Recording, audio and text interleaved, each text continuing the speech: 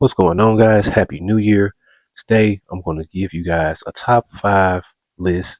This particular list is going to be my top five fragrances that I'm wearing in January 2026.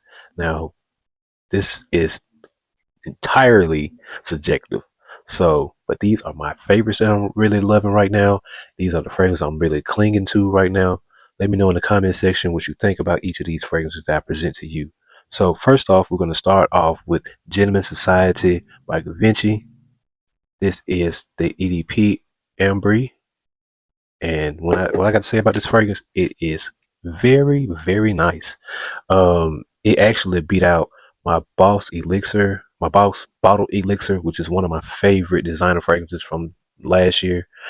This one kind of won and stole the show for me because it is perfect in each and every way that I can reminisce on. It's sweet, spicy, woody, kind of fruity. It lasts a good long while. You know, some vanilla, some vetiver, sandalwood, some clary sage, nutmeg. This thing is just, it does everything right when it's supposed to.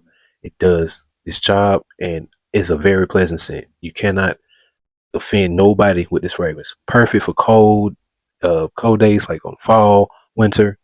Excellent. So that was Givenchy's Gentleman Society EDP Ambre. Next up, we have Bruno Cucinelli Pour Home. This fragrance is spellbounding. When I tell you, when I wear this fragrance, it's just an all around freshy. Very, very, very approachable. I might add, it's very approachable. Approachable. I'm sorry. Um, this thing just leaps off your skin. It has a slightly the peppery quality to it that I like about it, and it's just phenomenal, man. This thing is very green, spicy, slightly woody. So in this thing, like I said, you get that black pepper in here, the ginger, and some bergamot in here. Juniper and some floral notes in this thing. Man, this thing is very, very clean, grown manish, sexy. Fellas, if you're looking to get a fragrance like this, look no further. This is what you need right here. The Bruno Cucinelli Pour Home. Wonderful scent. I vouch for it. Next, we have Chris Collins, not Clyde Christian, Chris Collins Forbidden Apple. When I tell you that I love this fragrance so much, it is so good. It works well on cold days. It's just a phenomenal scent that just resonates and just asks for attention. It's like getting a warm hug inside of a warm apple pie. I'm telling you, this is really, really phenomenal. Blended very well, and I can't really like I can't say how happy that it makes me feel once I spray this on my skin. I get some good longevity. I get about 6 to 7 hours out of this thing. Man, it's just phenomenal. It's one of those ones that, fellas, you need this in your collection. It's so sexy, so appropriate for date night. You have a creamy, gourmandish effect that on a dry down that just absolutely spectacular. It also has one of the notes that I didn't think that would be in here, and that is strawberry blossom, but I guess you can kind of smell it in the opening. But man, the cinnamon and the apple, they just are the stars of the show. And it takes this up, it takes this and kicks this up over leaps and bounds over anything that I've ever experienced. So, Forbidden Apple by Chris Collins, that is my third choice. Number four, we're going to go with two new ones in my collection. First one up is called Ambre Melania or Amber Melania by Lamari. This fragrance just took and stole my heart. Easily one of my top three fragrances in my collection. This is a beautiful rendition on amber, apricot. It has some oud, some leather in it, but when it dries, that's when it dries down. When it's on top, you have the amber.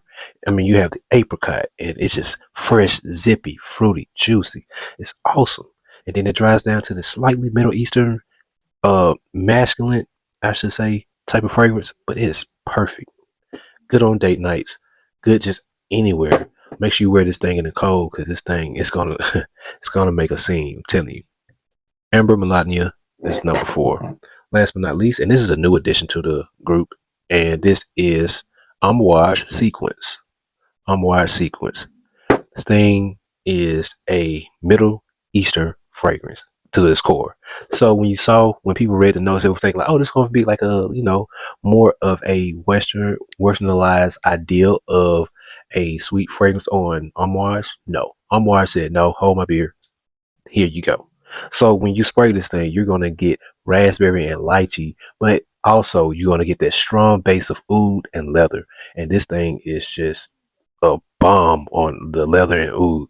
That doubles down. Well, it doesn't double down in the notes, but it really it really stamps and drive that idea and that message home that it is still an Amouage fragrance. And I love this fragrance.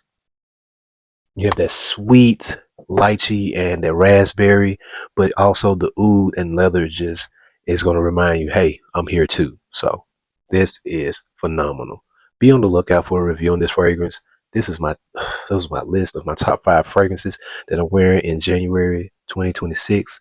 Let me know if what are you wearing in this month? What have you worn? What have you experienced? Let me know in the comment section. And like always, forever